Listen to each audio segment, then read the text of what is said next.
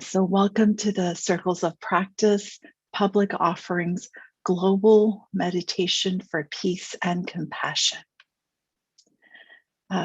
This is a very special meditation that we've put aside to really help us to get connected with a global community that is suffering so much. As you know, there is such an incredibly horrible crisis, war that is happening in Ukraine. So much humanitarian suffering there. But I also want to bring light to the matter of so much suffering in, unfortunately, many other parts of our world as well. So let us come together today to offer our compassion, to offer our peace. You know, the famous Vietnamese monk says, Thich Nhat Hanh says, when the crowded refugee boats met with storms or pirates, if anyone panicked, all would be lost. But if even one person stayed calm, it was enough. It showed the way for everyone to survive. Can we bring that calmness into our lives? Can we bring that calmness and share it to our friends around the world? Viktor Frankl, who is an Auschwitz survivor, wrote, "Everything can be taken from a man, but one thing, the last of the human freedoms, to choose one's attitude in any given set of circumstances, to choose one's own way." And I really feel that the people of Ukraine have been showing us that, standing strong, being united. But so have so many other people. As we see communities, whether in our own local communities or communities around the world, the strength in unity, the strength in compassion and peace has really brought people into a mindset of optimism, banding together, resourcefulness, and so much more. You know, as this crisis in Ukraine started more than 2 weeks ago, I was sitting with my father and we were just talking about an experience that we ourselves had lived through. He was telling me the story of when I was just 3 months old living in Pakistan.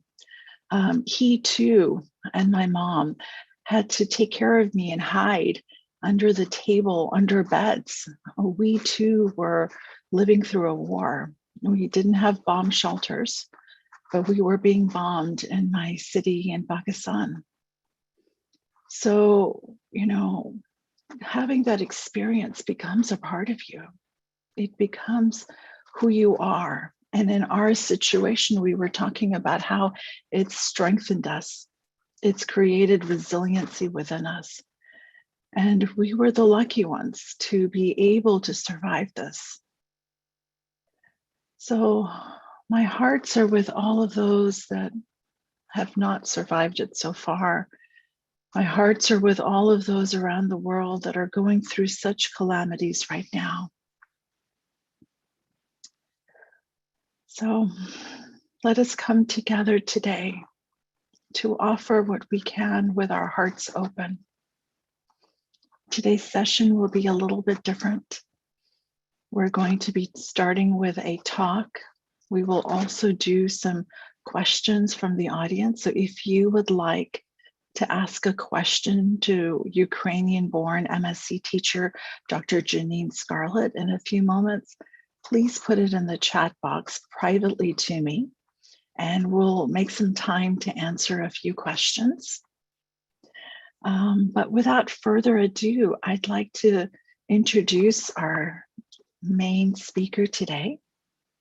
I'm really honored to introduce this lovely person who I can now call my friend, my colleague, Janina. Dr. Janina Scarlett is a licensed clinical psychologist, author, and TEDx speaker. She's a Ukrainian-born refugee. She survived Chernobyl, radiation, and persecution.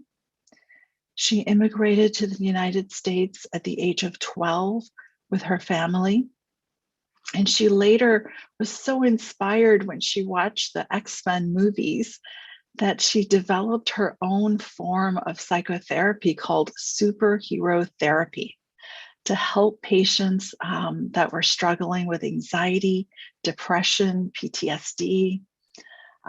This form of therapy got a lot of rave reviews. In fact, Janina is now a recipient of the Eleanor Roosevelt Human Rights Award by the United Nations Association for her work. She is also a compassion cultivation teacher, as well as a mindful self-compassion teacher. And we're so absolutely happy to have her here today. So without much ado, I'd like to give her the floor. Thank you. Thank you so much, Laila. Thank you, all of you who are here today. Good morning, good afternoon, good evening, wherever you are in the world.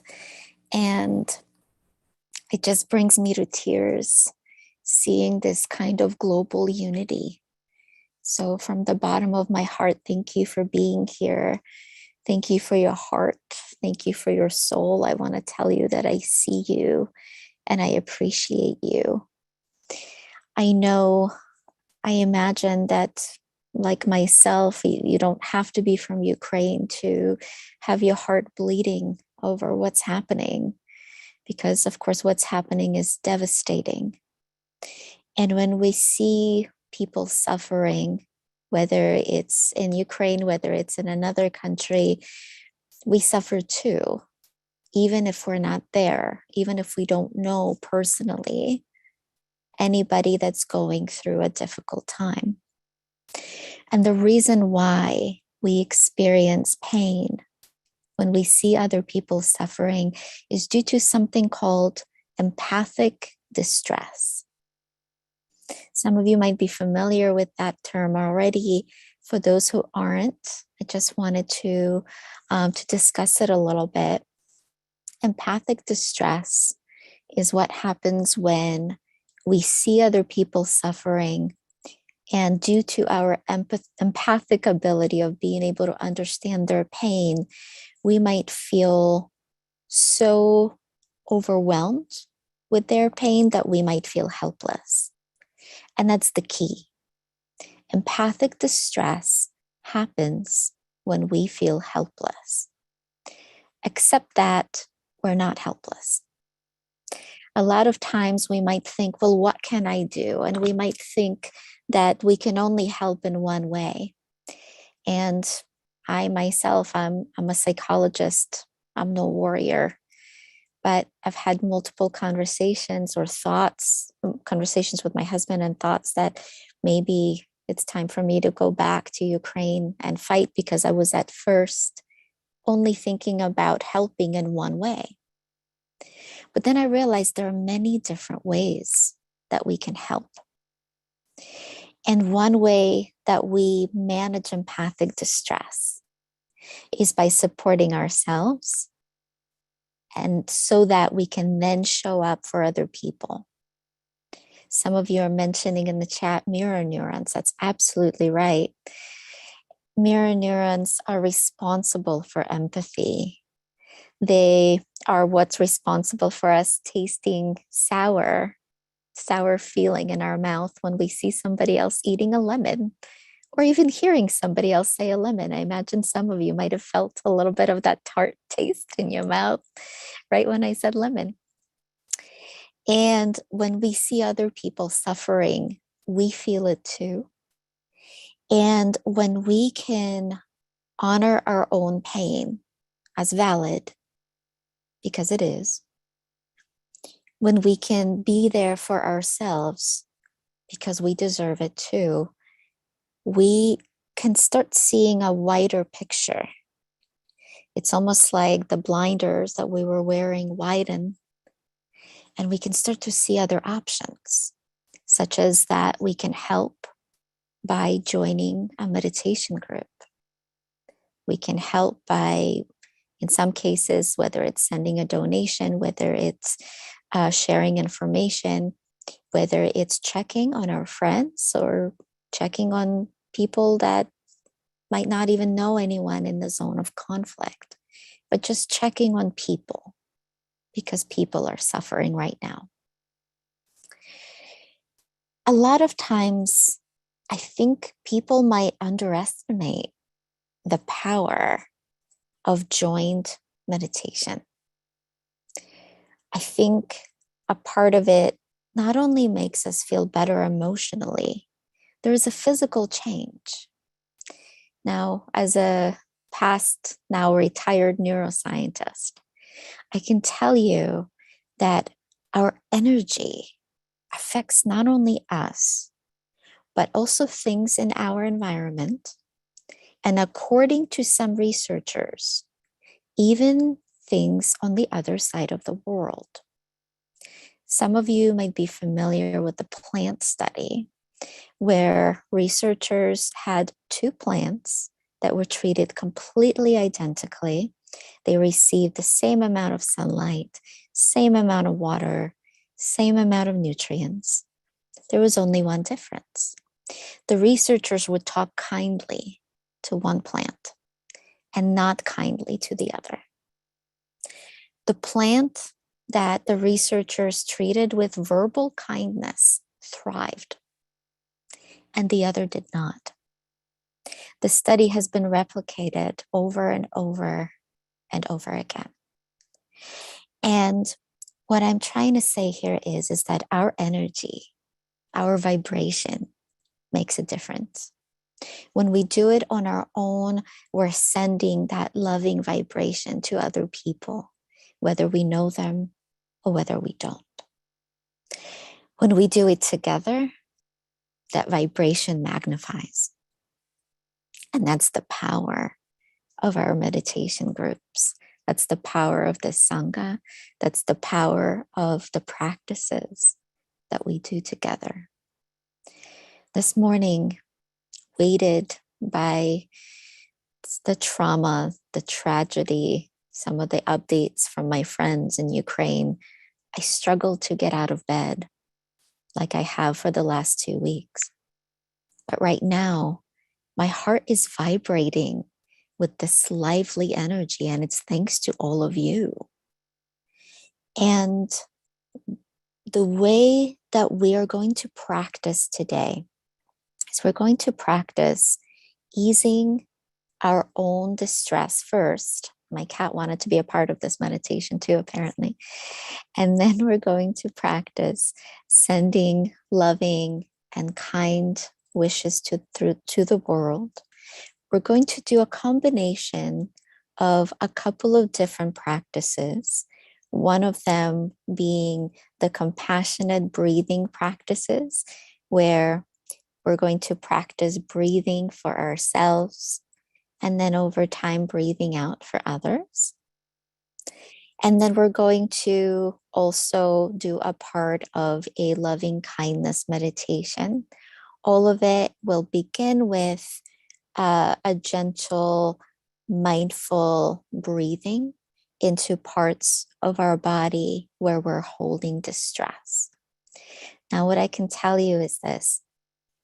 First responders need to make sure that the scene of an accident is safe in order to assist other people. In order for us to really show up for Ukraine, for really any country where distress is happening, for our families, for our friends, we need to show up for ourselves so that we have more built up energy to give. I'm happy to answer a couple of questions if any of you would like to ask some questions before we begin our practice. Yeah, that would be great, Janina. We've got a couple of questions already in the chat box. So Shelley is asking, how do we break through numbness? I sometimes feel a strong sense of numbness with very difficult situations. Yeah. You know, In their self-compassion teaching, Kristen Neff and Chris Germer talk about opening and closing emotionally. To me, both as an MSc teacher and also as a trauma therapist, what I have found is that numbness is a way we close because sometimes we need to. Sometimes I think we're in so much pain. We might be in so much distress that we need to close for a little bit. And I think that's an indication that we need support. Sometimes it means stepping away from the news for for a short period of time. Of course, it's important to stay connected, but it's also important to take care of ourselves. Sometimes it might mean doing our own meditation practice, or maybe spending some time with our pets, our loved ones, our books, right? Maybe watching a light show so that we can find a little bit of opening. As Kristen Neff says, we offer ourselves compassion not to get rid of suffering, but because we're suffering. And I think numbness, for many of us, myself included, is often an indication, like check an engine light, that we're suffering. And maybe we can offer gratitude to the part of our body that says, hey, let's take a break. Let's focus on you. And then when you're ready, let's get back out there. Thank you so much, Janina. So we have another question from a participant that would like to stay anonymous. This person is asking, how do the people of Ukraine tap into so much resiliency? Because we see just really horrific images, but we also see, smiles and strengths and resiliency to go back to cities that have been bombed to help rebuild. Any idea of where they are tapping into that? Yeah, thank you for asking that. What a beautiful question.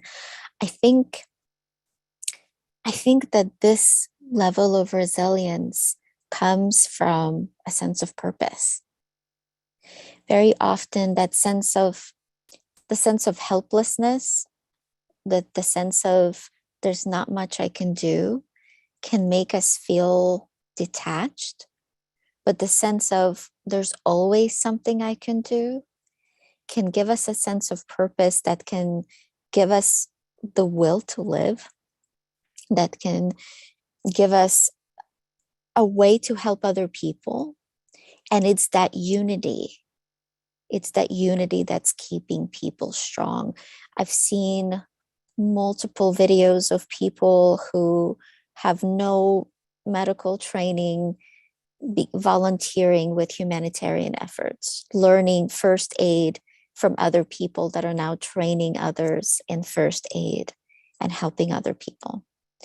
People who are not cooks or bakers by trade now taking up cooking and baking for other people to feed the people that are out there, people that are fighting. And I think when we find that sense of a job isn't quite the right term, a purpose, really, an action that we can do, an action that is helpful, I think that is what keeps resilience. And by all of you showing up here today, and if you're watching it later as a recording, by you watching this is you showing up. This is your action. This is one thing that you can do. Thank you. So we have time for one more question. So Janice in New York is asking, how do we work with the guilt felt for feeling sad, angry, but knowing it is nothing compared to what people suffering in Ukraine and other war-torn places are experiencing? Yeah. Thank you for asking that question. I'm so glad that you did, because I imagine a lot of people are going through the same. The truth is, everyone's feelings are valid. There's no there's no hierarchy as to whose feelings are more valid. Everyone is suffering. You're allowed to be sad. Again, due to our empathic nature, we're going to be devastated. We're going to grieve. And I think rather than seeing it as other people's pain is more valid than mine, rather than seeing it as us or them, we can say our pain is valid. We as human beings are grieving and suffering right now together. And we're also in it together to support one another. We can grieve together by perhaps engaging in whichever grieving rituals are appropriate for you and your culture, whether it's lighting candles, doing a particular practice. It is okay to do that, even if you didn't personally know the people who have died. Because again, we're all in it together. We're all one family, and your feelings are valid. Thank you. Thank you for the great responses. Really appreciate that. So now, everyone, we are going to make some space for Janina to do a guided practice for us. So if you would, get yourself into a comfortable position, and I will give the floor to you, Janina. So I'm going to invite you to take a few moments to get into a posture that best supports your body, whether it's sitting, standing, or lying down, knowing that at any time you can adjust your posture if you need to, especially if you're experiencing any pain or discomfort.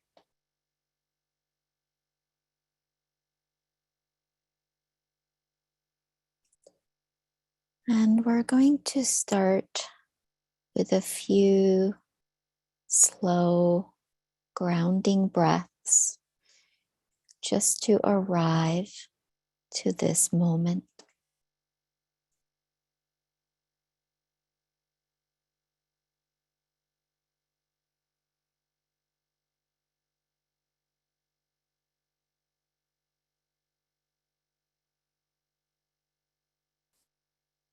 Taking a few moments just to notice yourself in this space.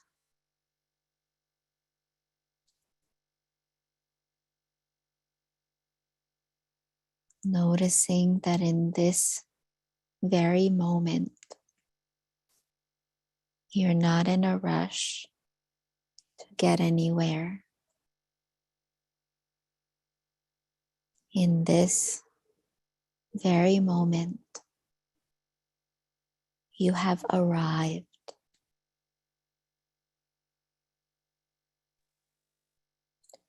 And taking a few moments to scan your body for any areas of tension or discomfort, any areas where we might hold on to grief. It might appear as pain, nausea, lump in our throat, perhaps a brain fog or a feeling of fullness or emptiness.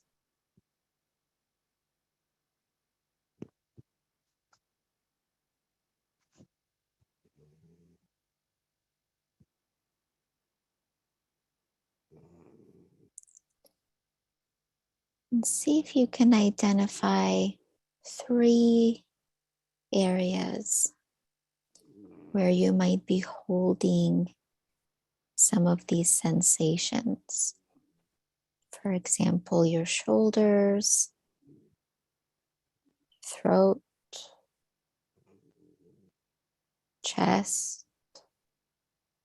stomach, or perhaps your head.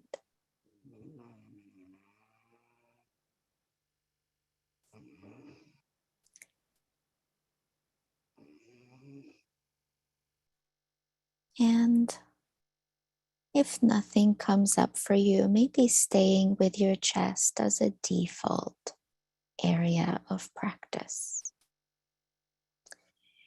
So, starting with one of these areas, such as your chest, your stomach, or another area, we're going to now take a minute to breathe into just this area, where with each exhale, we're perhaps imagining this area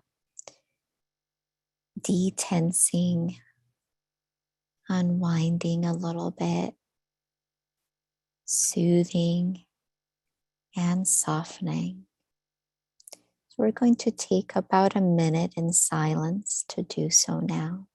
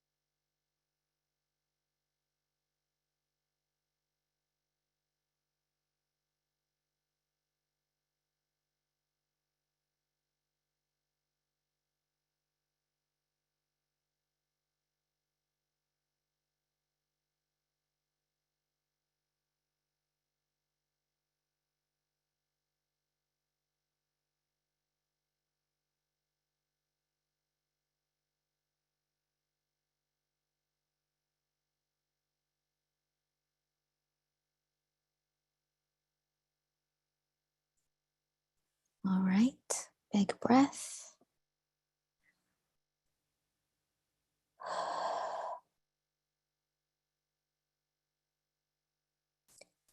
And now we'll perhaps pick another area where your grief or struggle might live in this moment, such as your shoulders, your throat,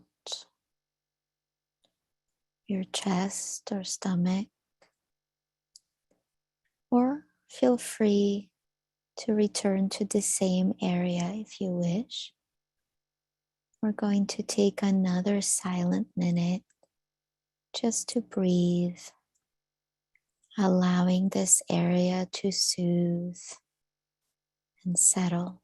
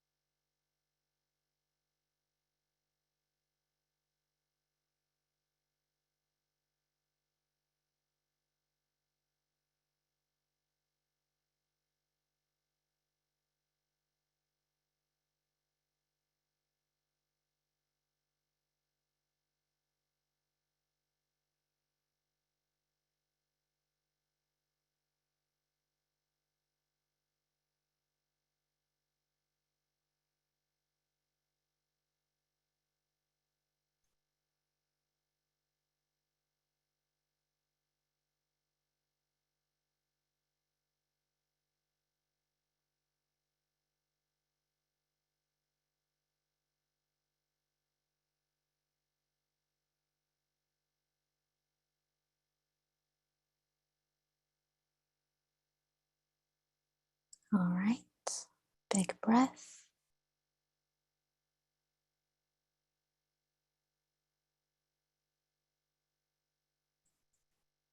And if you'd like, feel free to focus on the third area if you've identified one. Or if you'd like, feel free to focus on the sensation of your head.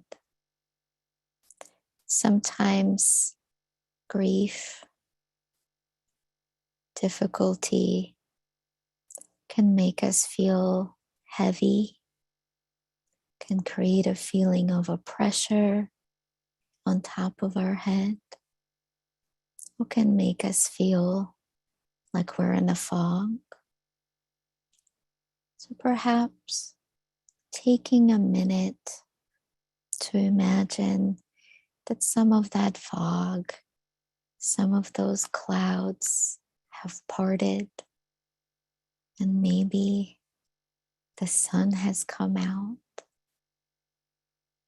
Perhaps allowing some ease for your mind, as well as for the sensation on top and around your head. And we're going to take a silent minute to do that now.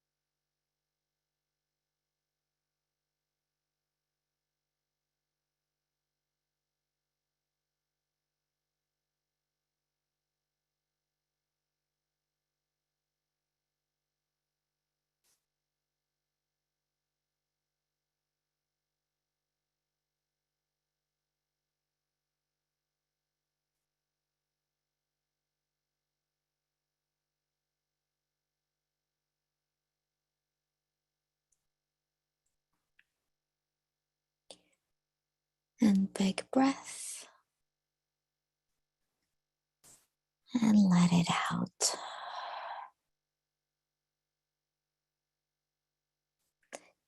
And if you'd like, feel free to bring your hand to your heart center or your belly or wherever it feels most supportive.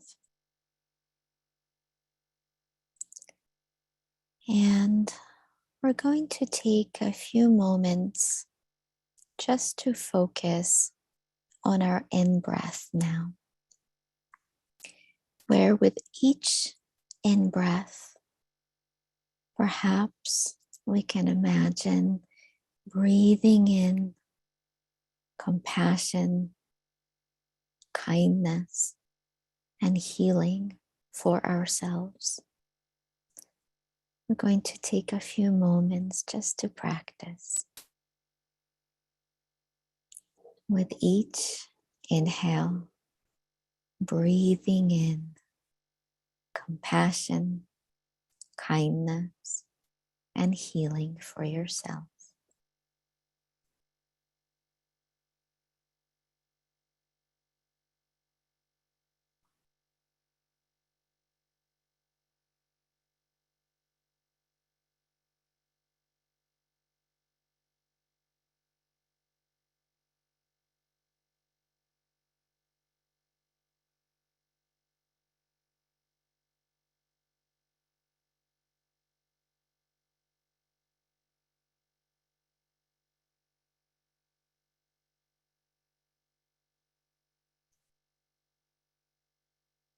If you'd like, perhaps imagining a healing light entering your body,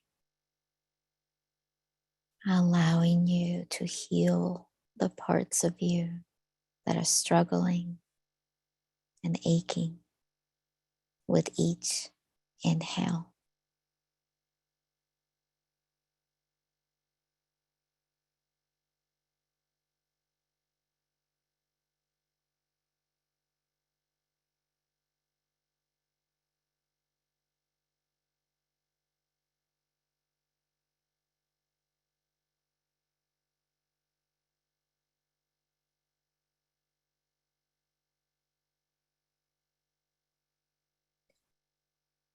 And now adding our focus to our exhale,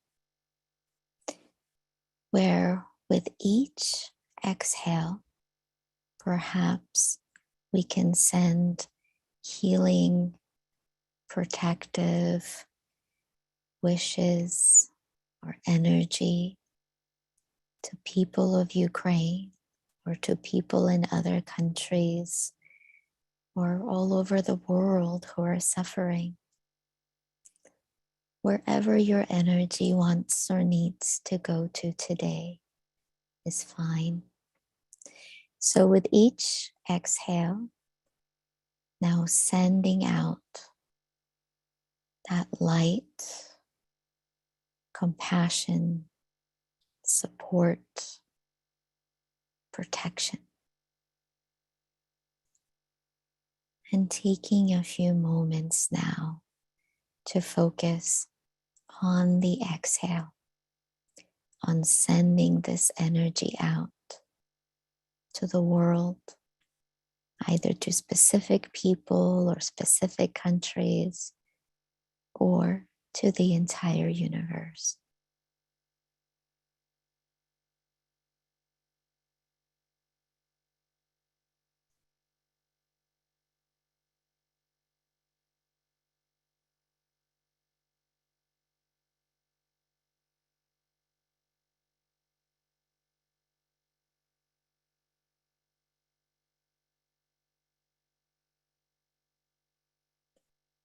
And now, allowing your focus to go to both your inhale and your exhale if it wasn't here already. So breathing in for you to recharge, strengthen, and support yourself with healing, kind energy.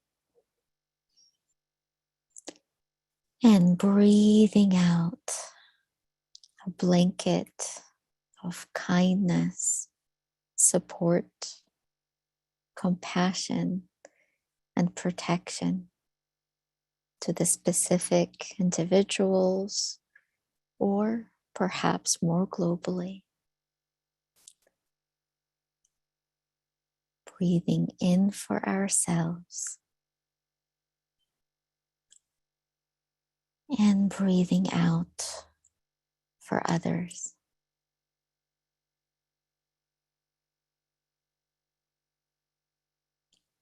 Breathing in kindness, warmth, compassion, and protection for ourselves.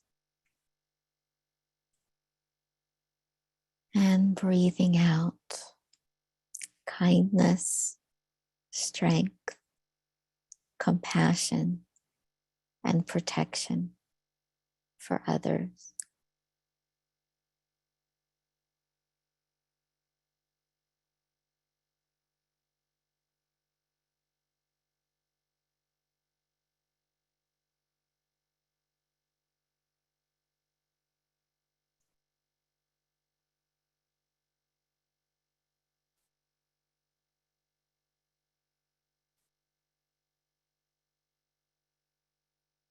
Perhaps a way of saying to yourself, in for me and out for you.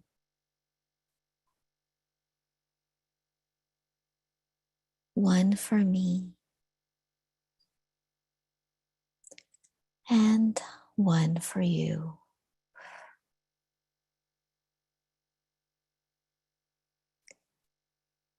And staying in your chosen practice for a few moments.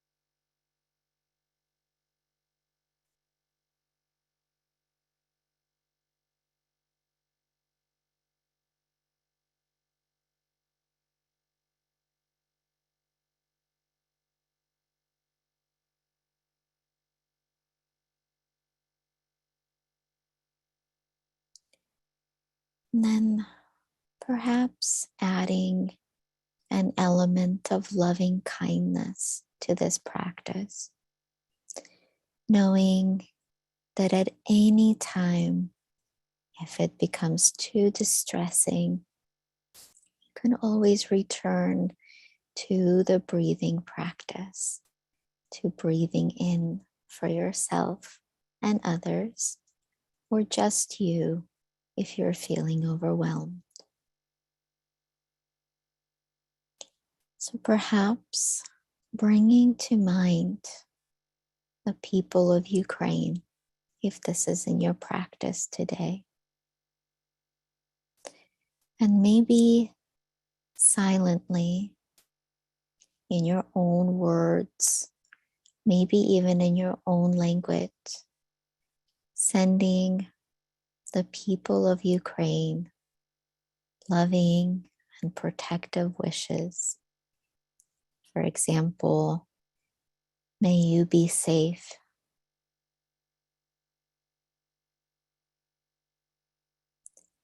May you be healthy.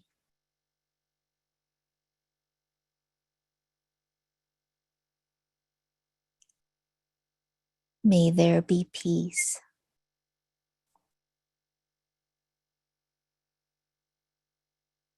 Or perhaps, may you know how loved you are and how much you matter.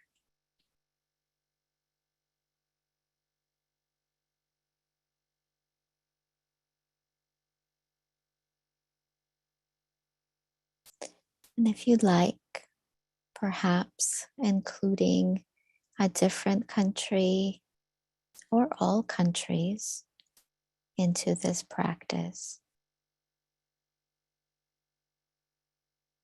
Once again, silently, if you'd like, in your own words or in your own language, sending the intended people the wishes of loving kindness.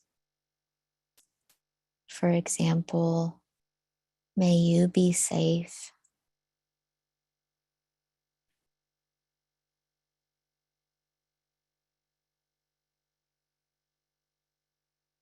May you find peace.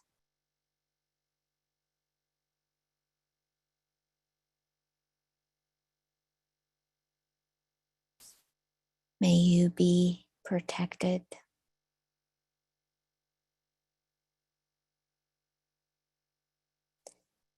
May you know how loved you are.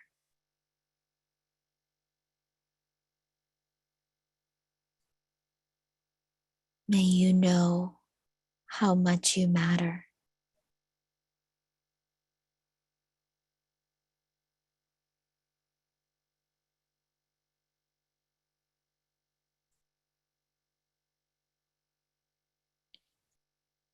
And perhaps adding every single person in this practice to your meditation as well, including yourself.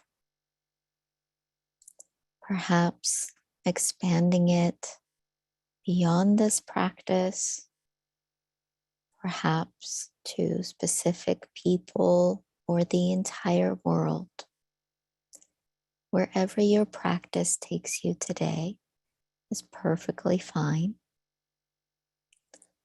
And once again, your own words, maybe in your own language, we can send the wishes of loving kindness, including ourselves now.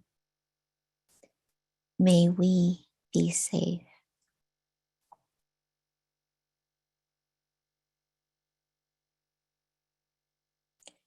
May we find peace.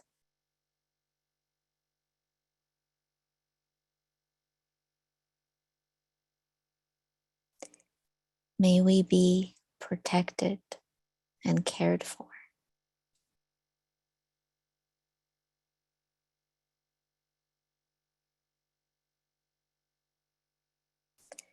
May we know how loved we are.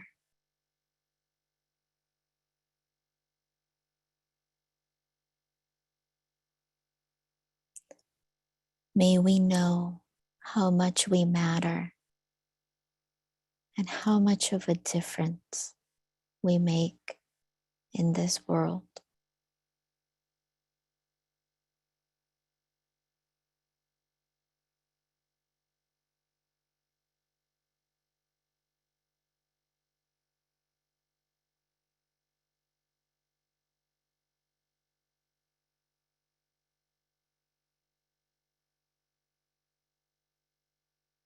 And taking a few moments just to sit with whatever's coming up for you.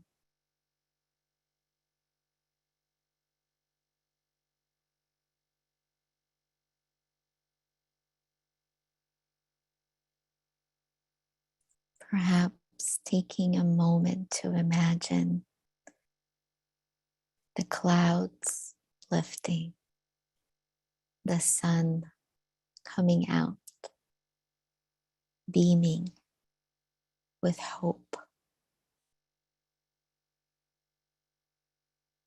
Perhaps taking a moment to breathe in this hope and breathe it out to send it to the universe.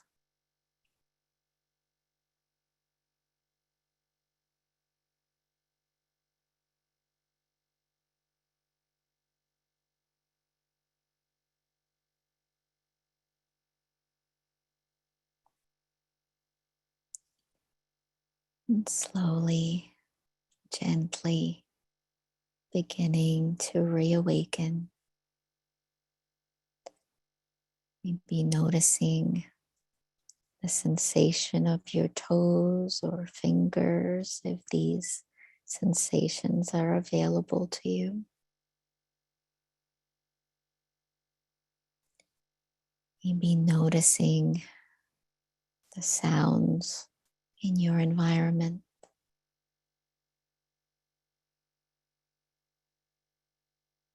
Noticing yourself sitting, standing, or lying down as you are. Supported by the floor, the chair, your bed, or your couch.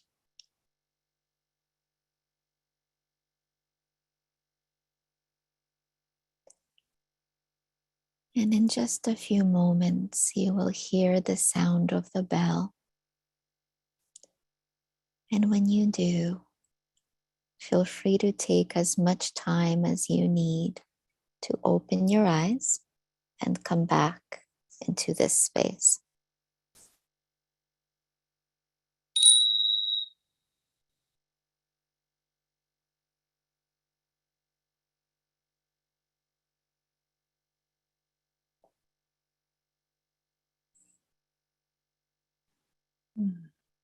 Thank you so much, Janina. That was just really beautiful. Really appreciate that beautiful offering. I know there's been a lot of people showing their gratitude in the chat box, and I'd like to share a few of them. But before I do, I'd like to close out the session first with a poem that really speaks to me. You know, I went searching for a poem the last few days that really spoke to me, and through it all, I think this one really captures it for me for today. So this one is by Roger Keyes, and it's called Hakusai Says. Hakusai says, look carefully. He says, pay attention, notice. He says, keep looking, stay curious. He says, there is no end in seeing. He says, look forward to getting old. He says, keep changing. You just get more who you really are. He says, get stuck, accept it, repeat yourself as long as it is interesting.